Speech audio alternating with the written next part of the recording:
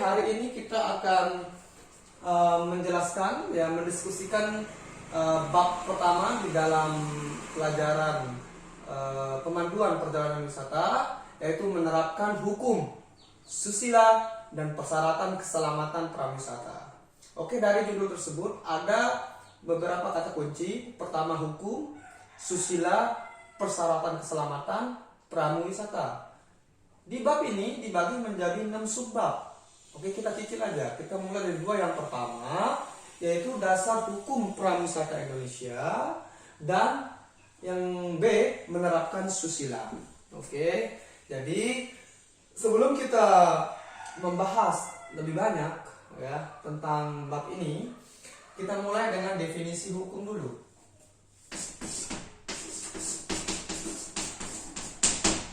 Definisi hukum. Jadi kalian sering mendengar, kita gitu sering mendengar kata-kata hukum, apalagi akhir-akhir ini, oke?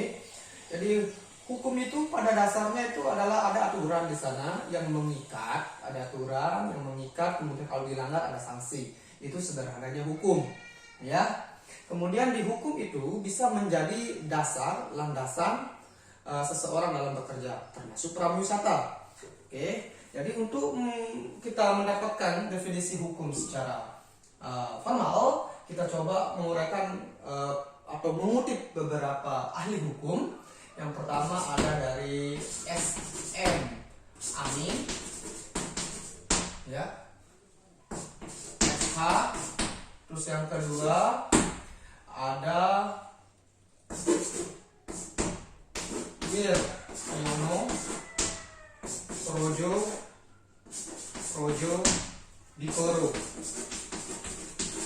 Oke, yang ketiga ada dari Lam. Kemudian yang keempat ada dari Dr. Randus E. Utrecht, sarjana hukum. Kemudian yang kelima ada J.C.T. Simorangkir,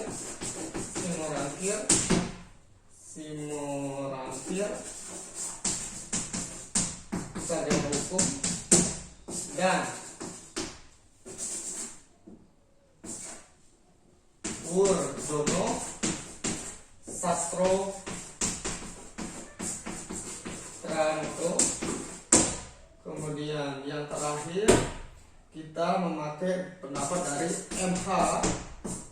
Tirta Adniaga, sarjana hukum. Oke, karena kita menggunakan pendapat-pendapat dari ahli, karena mereka ini lebih dahulu, ya, mempelajari hukum dan menjadi ahli di bidangnya, ya, di bidang hukum. Yang pertama ada dari S.M. Amin, sarjana hukum. Amin, sarjana hukum ini mengatakan bahwa yang dimaksud dengan hukum itu adalah kumpulan, ya, peraturan-peraturan yang berisi sanksi dan norma. Oke, jadi ada peraturan, ya, peraturan-peraturan yang berisi sanksi dan norma, atau norma dan sanksi, ya, itu menurut S.M. Amin, sarjana hukum. Kemudian menurut Wiryono Projo Dikoro, yang dimaksud dengan hukum adalah peraturan-peraturan, oke, mengenai tingkah laku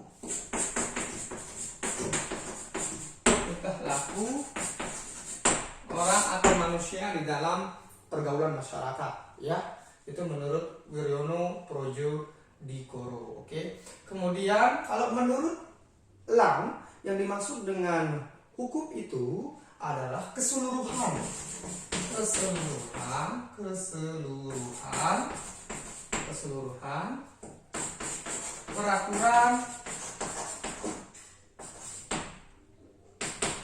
keseluruhan peraturan-peraturan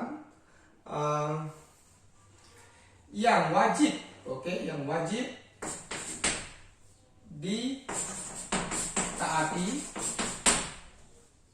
oleh orang-orang yang bermasyarakat, oke, oleh orang-orang yang bermasyarakat, dan pelanggar dari peraturan-peraturan itu akan memiliki sanksi. Oke.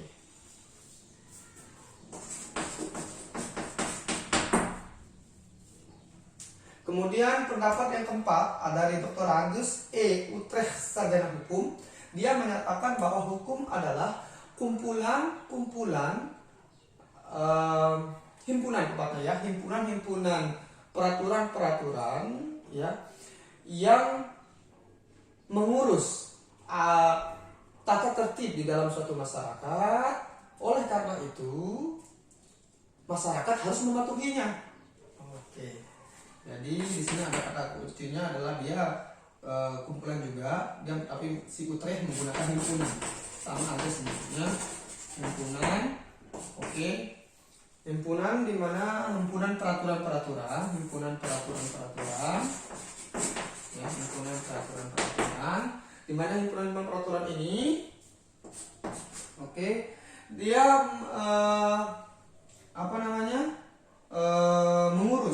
mengurus tata tertib ya,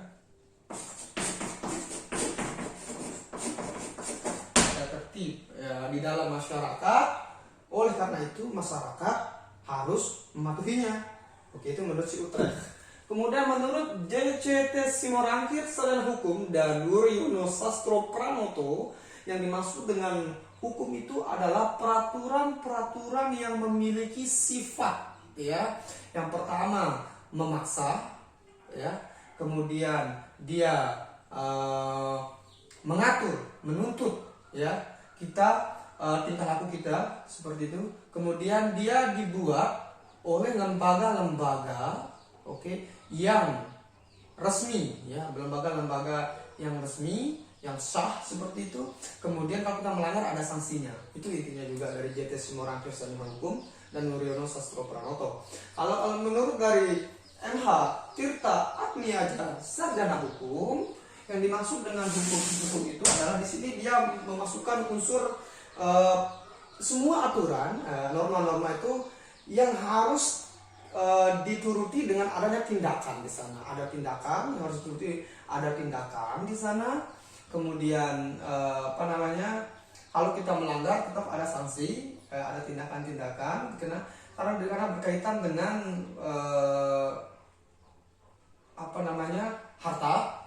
harta, kebebasan orang dan lain sebagainya. Oke, jadi itu definisi-definisi dari para ahli, mulai dari SM Amin sarjana hukum sampai MH Tirta Atmiaja. Oke, jadi dari semua pendapat-pendapat hukum ini, ahli-ahli hukum ini, kita bisa menyimpulkan bahwa hukum itu di sana ada peraturan-peraturan, ada kumpulan peraturan-peraturan yang dibuat tidak sembarangan, tapi dibuat resmi kayak gitu, dibuat oleh lembaga-lembaga syah kayak gitu, yang sah menurut undang-undang ya, sah menurut undang-undang. Kemudian kita harus patuh, dia mengikat tingkah laku kita, mengikat hidup kita, hukum itu. Kemudian kalau kita melanggar ada sanksinya. Itu sederhananya hukum. Oke. Itu sebagian definisi daripada hukum ya. Jadi hukum juga memiliki nama lain ya, karena dia dibuat oleh lembaga resmi dan syah menurut undang-undang. Dia disebut dengan asas legalitas ya, asas legalitas ya. Oke, sebagai seorang pramuwisata, kita memiliki hukum juga, sesuatu yang harus kita patuhi ya, aturan-aturan itu. Di sini yang harus dipertimbangkan oleh seorang pramuwisata adalah salah satunya adalah hukum adat ya, hukum adat. Jadi hukum adat itu, yang dimaksud dengan hukum adat itu adalah sekelompok atau himpunan peraturan-peraturan, norma-norma yang berlaku di suatu daerah ya, di suatu daerah. Oke, jadi seorang pramuwisata harus benar-benar memperhatikan hukum-hukum, sanksi-sanksi, izin dan lain sebagainya ketika dia membawa seorang wisatawan ke suatu daerah. Oke, dia harus mempertimbangkan itu, apa yang harus dilakukan, apa yang dilarang, kemudian bagaimana izinnya ketika kita mengunjungi suatu tempat atau suatu destinasi. Oke, jadi itu poinnya ya, kita harus benar-benar memperhatikan itu ya, hukum adat namanya, dia berlaku di suatu daerah setempat yang menjadi tujuan wisata itu. Oke, dan kewajiban kita adalah menginformasikan ya kepada para tamu ya, ke rombongan tentang aturan-aturan yang berlaku di tempat itu. Selain itu, kita juga harus memastikan bahwa para wisatawan tersebut ya mematuhi ya aturan-aturan yang ada di daerah tersebut selama perjalanan wisata. Oke. Dan pramuwisata itu di Indonesia ini sudah memiliki wadah resmi ya. Namanya adalah HPI, Himpunan Pramuwisata Indonesia. Oke. Kemudian hukum-hukum atau landasan dasar kita dalam bekerja itu di Indonesia ini memiliki banyak hierarki peraturan ya, memiliki peraturan ya. Di sini kita akan coba menguraikan aturan-aturan yang harus dipenuhi atau harus diikuti oleh seorang pramuwisata.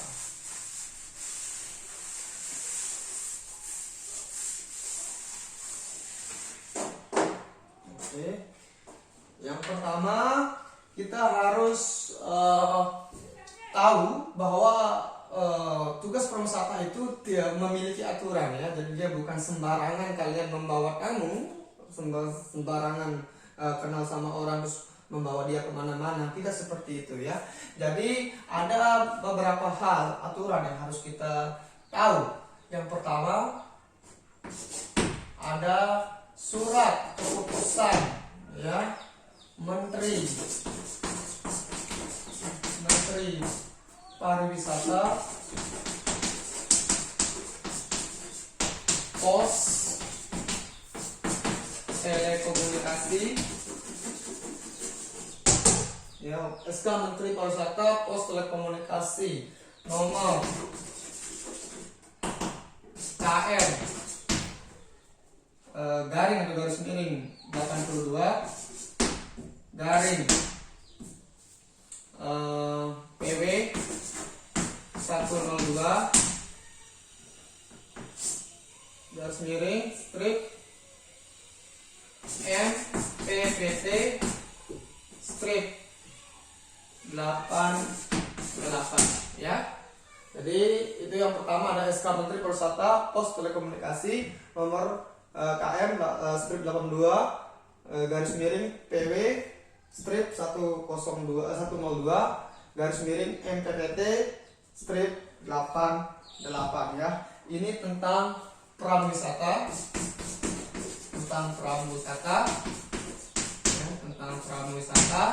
dan pengatur wisata.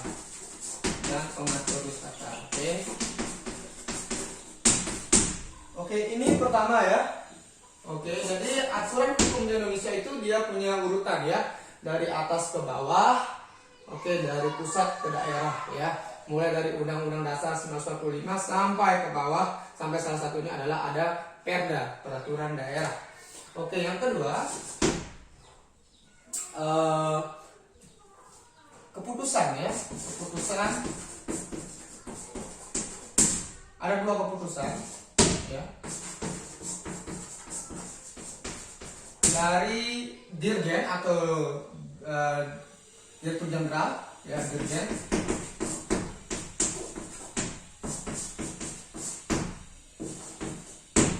Oke. Pariwisata. Oke. Dirjen Pariwisata. Kementerian Pariwisata ya.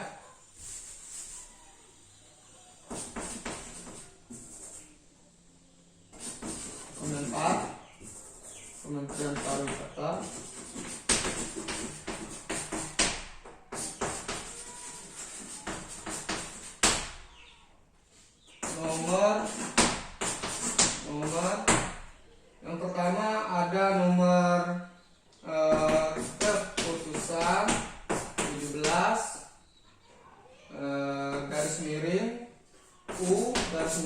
4 garis miring 89.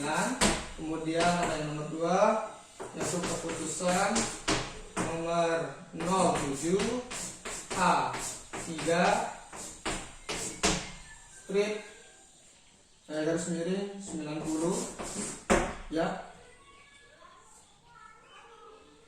Kemudian ada 2 undang-undang ya. Ada undang-undang Republik Indonesia nomor 9 nomor 10 tahun 1990, oke, dan 2009 ada yang pasal 9, ada yang pasal 14. Jadi ini tentang jasa prawisata.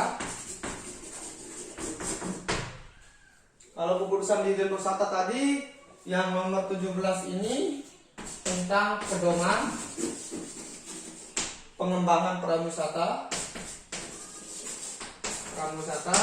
Kalau yang keputusan Dirjen nomor yang 07 itu tentang rencana prawisata dan pengatur wisata ya. Jadi ada SK Menteri, ada keputusan Dirjen Pariwisata, ada keputusan Dirjen Wisata, ada 2. Dan ada Undang-Undang Republik Indonesia nomor 9, ada Undang-Undang Republik Indonesia nomor 10 tahun 1990, ada tahun 2009. Kemudian sekarang yang menjadi tugas kalian, daerah kita NTB sudah memiliki undang-undang tentang prawisata, yaitu saya tulis di sini Undang-Undang nomor 4 tahun 2016 tentang prawisata ya. Prawisata. Oke.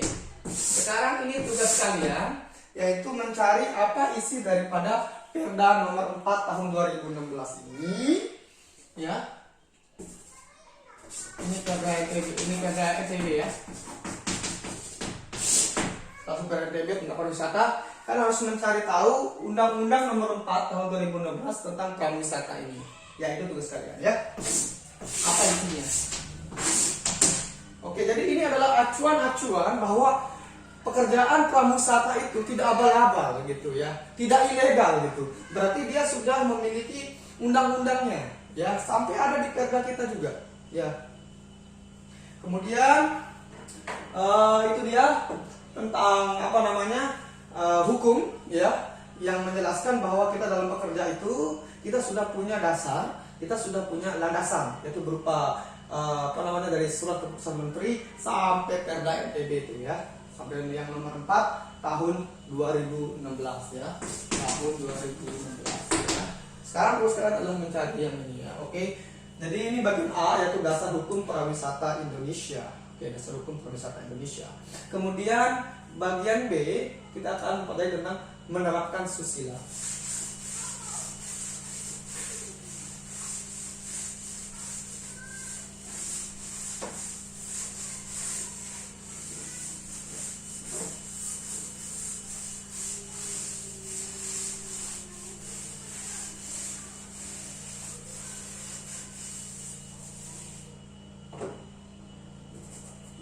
Oke, menerapkan susila ya.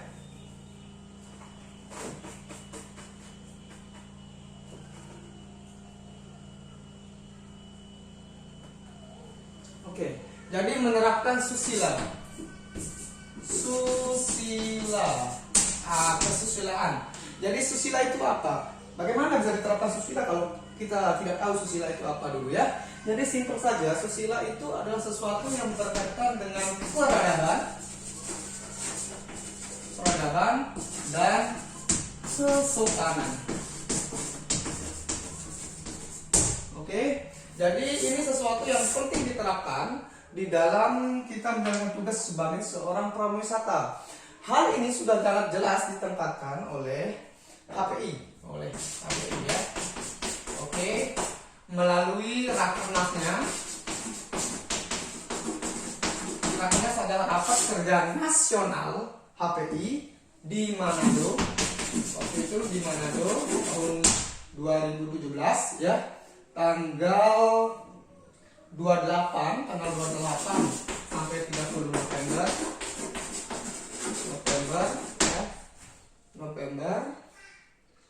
ya.